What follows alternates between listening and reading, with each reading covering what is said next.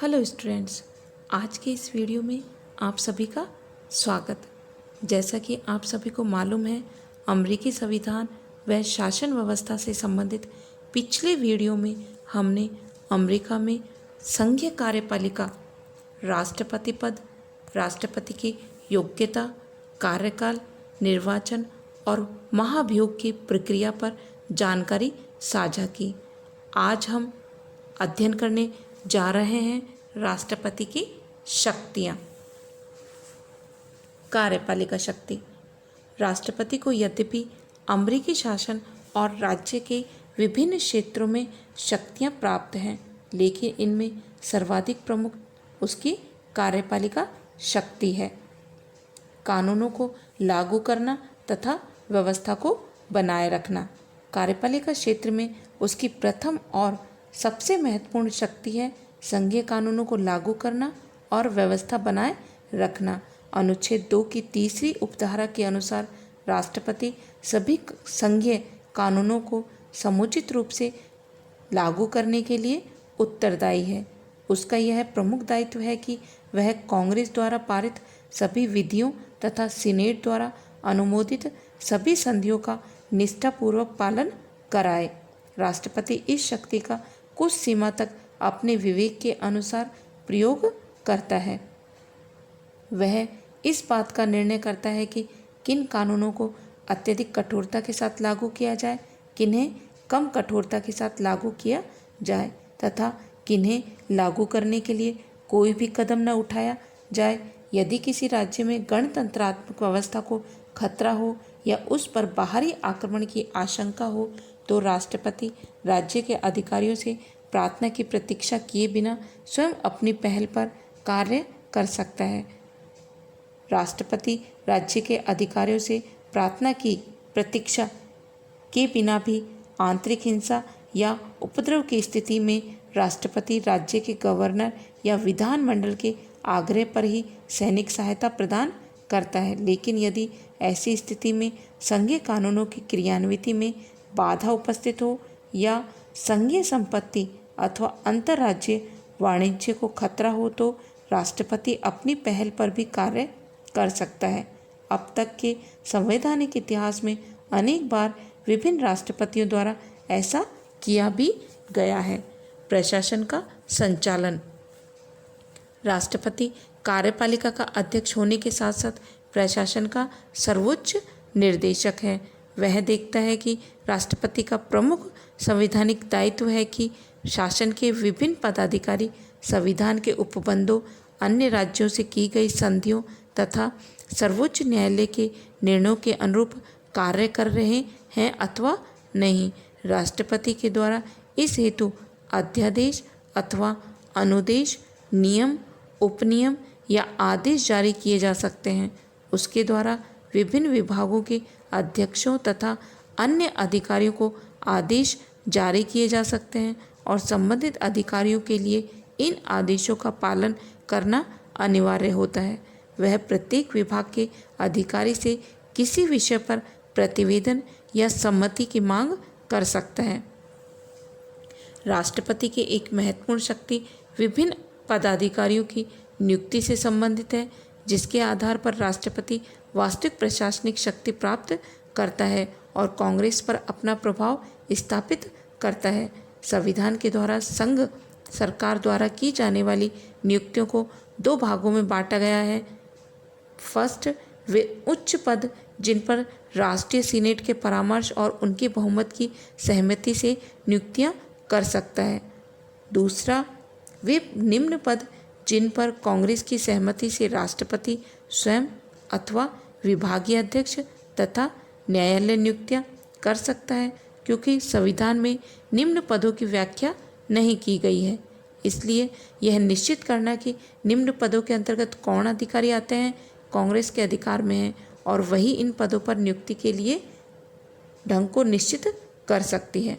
संविधान के अनुसार राजदूतों, अन्य प्रदूतों, वाणिज्य दूतों, सर्वोच्च न्यायालय के न्यायाधीशों, विभिन्न आयोगों के अध्यक्षों, उनके सचिवों, विभिन्न संघीय आयोगों के सदस्यों, चुंगी अधिकारियों, राजस्व अधिकारियों और सेना तथा नौसेना में उच्च अधिकारियों की नियुक्ति राष्ट्रपति कर सकते हैं, परंतु सीनेट के द्वारा अपने बहुमत से इन नियुक्तियों की पुष्टि की जानी अनिवार्य है।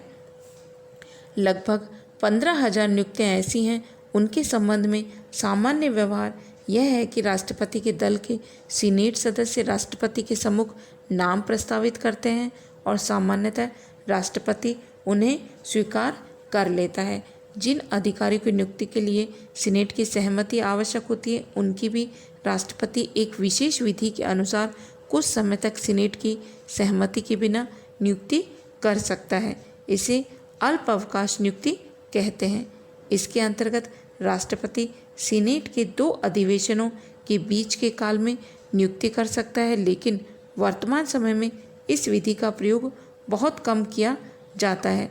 संविधान के 25वें संविधान संशोधन के अनुसार उपराष्ट्रपति पद रिक्त हो जाने पर उपराष्ट्रपति की नियुक्ति राष्ट्रपति के द्वारा की जाती है, यद्यपि इसे भी सीनेट की स्वीकृति प्राप्त होना अनिवार्य है। संघीय पदों, विशेषतया राज्य विषय से संबंधित संघीय पदों पर एक विशेष पद्धति द्वारा नियुक्ति की जाती है, जिसे सीनेट के प्रति शिष्टता कहा जाता है। यह एक अलिखित नियम या परंपरा है जिसके अनुसार राष्ट्रपति अपने दल के उन सीनेट सदस्यों से नियुक्ति के संबंध में मंत्रणा करता है जो उस राज्य की ओर से सीनेट के सदस्य हैं जिनमें नियुक्ति करनी है। यदि राष्ट्रपति ऐसा नहीं करता है और अपनी निजी इच्छा से नियुक्ति करता है तो अन्य सदस्य सीनेट के प्रति शिष्टता के नियम के अनुसार संभवतः राष्ट्रपति द्वारा की गई नियुक्तियों को अस्वीकार कर देंगे। संविधान के अंतर्गत इस संबंध में यह स्पष्ट व्यवस्था नहीं की गई है कि राष्ट्रपति अपने द्वारा नियुक्त पदाधिकारियों को पद से हटा सकता है अथवा नहीं। संविधान में केवल यह कहा गया है कि देशद्रोह, भ्रष्टाचार या अन्य गंभीर अपराधों के लिए पदाधिकारियों को महाभियोग द्वारा पद से हटाया जा सकता है। संयुक्त राज्य अमेरिका के राष्ट्रपति को अन्य देशों के अध्यक्षों की भांति अपराधियों को क्षमा प्रदान करने, उनके दंड को स्थगित करने या कम करने का भी अधिकार प्राप्त है। संयुक्त राज्य अमेरिका राज्य की कार्यपालिका का प्रधान होने के नाते राष्ट्रपति अमेरिका की परराष्ट्र नीति निर्धारित करता है और विश्व के अन्य राज्यों के साथ अमेरिका के परराष्ट्र संबंधों का संचालन करता है। राजदूतों एवं प्रतिनिधियों की नियुक्तियों तथा व्यापारिक प्रतिनिधियों की नियुक्ति कर परराष्ट्र संबंधों के संचालन में महत्वपूर्ण रूप से राष्ट्रपति भाग लेता है। राजदूतों की नियुक्ति पर सीनेट को सहमति आवश्यक है, अतः अनेक बार राष्ट्रपति अपने विशेष अभिकर्ताओं की नियुक्ति करते हैं जिन पर सीनेट के समर्थन की आवश्यकता नहीं रहती। अमेरिकी विदेश नीति का प्रवक्ता राष्ट्रपति होता है। विदेश नीति के क्षेत्र में राष्ट्रपति को एक अन्य उल्लेखनीय शक्ति विदेशी सरकारों को मान्यता प्रदान करने की भी प्राप्त है। इस अधिकार का प्रयोग राष्ट्रपति स्वविवेक से करते हैं और कभी कभी वह इसे विदेश नीति के महत्वपूर्ण साधन के रूप में प्रयुक्त करते हैं। वैदेशिक नीति से संबंधित राष्ट्रपति का सबसे महत्वपूर्ण कार्य विदेशी राज्यों से संधियां या समझौते करना है, लेकिन ये संधियां तभी वैध समझी जाएंगी जबकि सीनेट द्वारा अपने 2/3 बहुमत से इनकी पुष्टि कर दी जाए। यदि सीनेट राष्ट्रपति के विरोधी हो तो राष्ट्रपति स्वेच्छानुसार संधियां कभी भी नहीं कर सकता। वर्तमान समय में प्राय सभी राष्ट्रपति प्रभावशाली सीनेटरों को संधि वार्ता में सम्मिलित करते हैं। अंतर्राष्ट्रीय सम्मेलनों में भाग लेने वाले शिष्ट दलों में उन्हें उचित प्रतिनिधित्व प्रदान करते हैं और इसी प्रकार के अन्य उपायों द्वारा उनका समर्थन प्राप्त करने की चेष्टा करते हैं। संधियों की क्रियान्विति हेतु उन पर सीनेट का अनुसमर्थन आवश्यक होता है, अतः अनेक बार राष्ट्रपति दूसरे देशों के साथ संबंध स्थापित करने के लिए संधियों के स्थान पर प्रशासकीय समझौतों का मार्ग अपनाते हैं, क्योंकि इन पर सीनेट के अनुसमर्थन की आवश्यकता नहीं होती। गुप्त कूटनीति के आधार पर राष्ट्रपति को गुप्त समझौते करने की भी शक्ति प्राप्त है। राष्ट्रपति का यह भी अधिकार है कि वह विदेश यात्रा करने वाले और प्रवासी अमेरिकी नागरिकों को संरक्षण प्रदान करे। इन सबके अतिरिक्त अमेरिकी राष्ट्रपति अंतर्राष्ट्रीय सम्मेलनों में भाग लेता है और अमेरिका के सर्वोच्च प्रतिनिधि के रूप में विदेश यात्राएं और अंतर्राष्ट्रीय राजनीति पर उनका प्रभाव बढ़ाता है। अमेरिका की विदेश नीति के संचालन में राष्ट्रपति सर्वाधिक प्रमुख रूप से भाग लेता है। यह एक तथ्य है कि वैदेशिक संबंधों का अंतिम नियंत्रण राष्ट्रपति के हाथों में है और एक महत्वाकांक्षी राष्ट्रपति विदेश नीति को अपनी इच्छा अनुसार दिशा में मोड़ सकता है। संविधान के अनुसार राष्ट्रपति सशस्त्र बलों का सर्वोच्च सेनापति है। इस नाते वह जिस प्रकार चाहे सशस्त्र बलों का प्रयोग कर सकता है। राष्ट्र के प्रतिरक्षा का उत्तरदायित्व राष्ट्रपति का है। इस उत्तरदायित्व को पूरा करने के लिए उसे यह स्थिति प्रदान की गई है कि संविधान के अनुसार युद्ध की घोषणा करने की शक्ति कांग्रेस को प्राप्त है, लेकिन सशस्त्र बलों को आदेश देने और युद्ध का संचालन करने की शक्ति राष्ट्रपति को प्राप्त है। व्यवहार के अंतर्गत राष्ट्रपति सशस्त्र बलों का प्रयोग इस प्रकार कर सकता है कि कांग्रेस के सामने युद्ध घोषित करने के अतिरिक्त और कोई मार्ग ना रहे। सर्वोच्च सेनापति के रूप में राष्ट्रपति व्यापक शक्तियों का प्रयोग करता है। वह निश्चित करता है कि सेनाएं एकत्र की जाएं तथा हवाई अड्डे और जहाजी बेड़े कहाँ स्थापित किए जाएं। विधायी शक्ति शक्ति विभाजन सिद्धांत पर आधारित अध्यक्षात्मक शासन व्यवस्था को अपनाने के कारण अमेरिकी संविधान के द्वारा राष्ट्रपति को प्रत्यक्ष रूप में विधि निर्माण की शक्ति प्रदान नहीं की गई है, लेकिन संविधान निर्माता शक्ति विभाजन सिद्धांत की सीमाओं से परिचित थे और उनके द्वारा राष्ट्रपति को विधायी क्षेत्र में कुछ कार्य सौंपे गए।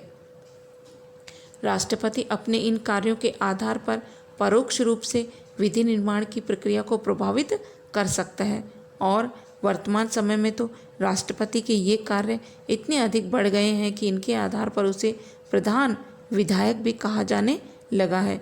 विधायी क्षेत्र में राष्ट्रपति द्वारा किए जाने वाले कार्य इस प्रकार हैं। कांग्रेस को संदेश भेजना। संविधान में व्यवस्था की गई है कि समय समय पर राष्ट्रपति कांग्रेस को संघ की स्थिति के बारे में जानकारी देगा और उसके विचार के लिए ऐसे सुझावों की सिफारिश करेगा जिन्हें वह आवश्यक और लाभकारी समझे। कांग्रेस के विशेष अधिवेशन आमंत्रित करना। संविधान के अनुसार राष्ट्रपति को यह अधिकार प्राप्त है कि यदि कोई महत्वपूर्ण या अत्यावश्यक स्थिति उत्पन्न हो जाए तो वह कांग्रेस के चलाए हुए साधारण अधिवेशन को कुछ और दिनों तक चलाने का अनुरोध कर सकता है। यदि कांग्रेस राष्ट्रपति के अनुरोध से सहमत ना हो तो वह कांग्रेस को धमकी दे सकता है कि अधिवेशन की समाप्ति शीघ्र के बाद विशेष अधिवेशन आमंत्रित होगा। सामान्यतः कांग्रेस के सदस्य विशेष अधिवेशन नहीं चाहते, वे राष्ट्रपति की बात को स्वीकार कर लेते हैं।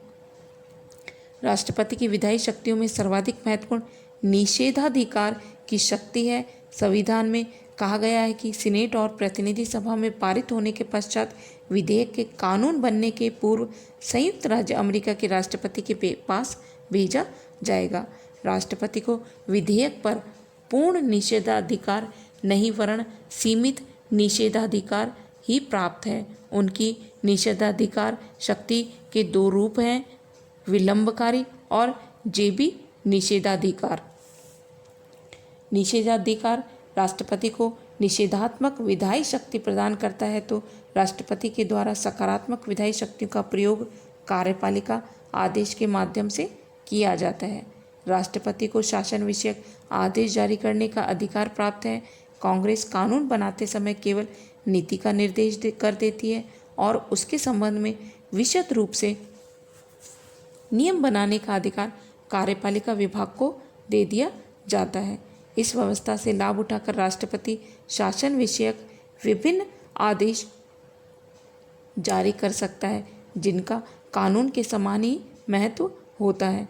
इसे प्रदत्त व्यवस्थापन या अध्यादेश शक्ति कहा जाता है। यद्यपि संविधान राष्ट्रपति को विधेयकों का प्रारूप निर्धारित करने का अधिकार प्रदान नहीं करता, किंतु व्यवहार में राष्ट्रपति के अधिक प्रशासनिक अनुभव ने उसे यह शक्ति प्रदान कर दी है कि व्यवस्थापन को वह प्रभावित अन्य साधनों से भी कर सके। वस्तुतः राष्ट्रपति विधि के क्षेत्र में शक्तिशाली होता है। विधि निर्माण में उसका वास्तविक प्रभाव स्वयं उसके व्यक्तित्व, कांग्रेस के दोनों सदनों में उसके दल की स्थिति और उसकी नीति की लोकप्रियता पर निर्भर करता है। न्यायिक शक्तियाँ, राष्ट्रपति को न्यायिक क्षेत्र में भी शक्तियाँ प्राप्त हैं। सीनेट की सहमति से वह संघीय न्यायालय के न्यायाधीशों की नियुक्ति करता है, किंतु उन्हें पद से नहीं हटा सकता। संविधान के अनुसार राष्ट्रपति को अमेरिकी संघ के विरुद्ध किए गए अपराधों के संबंध में अपराधियों के दंड को स्थगित करने या क्षमा प्रदान करने की शक्ति प्राप्त है, परंतु महाभियोग द्वारा दंडित व्यक्तियों को राष्ट्रपति क्षमादान नहीं कर सकता। राष्ट्रपति सर्व क्षमा अर्थात एक साथ अनेक व्यक्ति को क्षमा भी प्रदान कर सकता है। राष्ट्रपति अपने दल का नेता होता है और इस रूप में भी इसे बहुत अधिक शक्ति तथा प्रभाव प्राप्त है।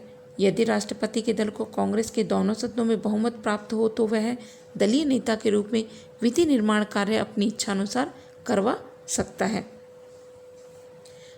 राष्ट्रपति अमेरिकी राष्ट्र का सर्वोच्च नेता होता है। अमेरिकी राष्ट्रपति का चुनाव एक दलीय व्यक्ति के रूप में किया जाता है, लेकिन राष्ट्रीय कार्यपालिका के सर्वोच्च प्रधान के रूप में उसे जो स्थिति प्राप्त होती है उसके कारण वह दलीय नेता से ऊपर उठकर राष्ट्र का प्रतीक बन जाता है।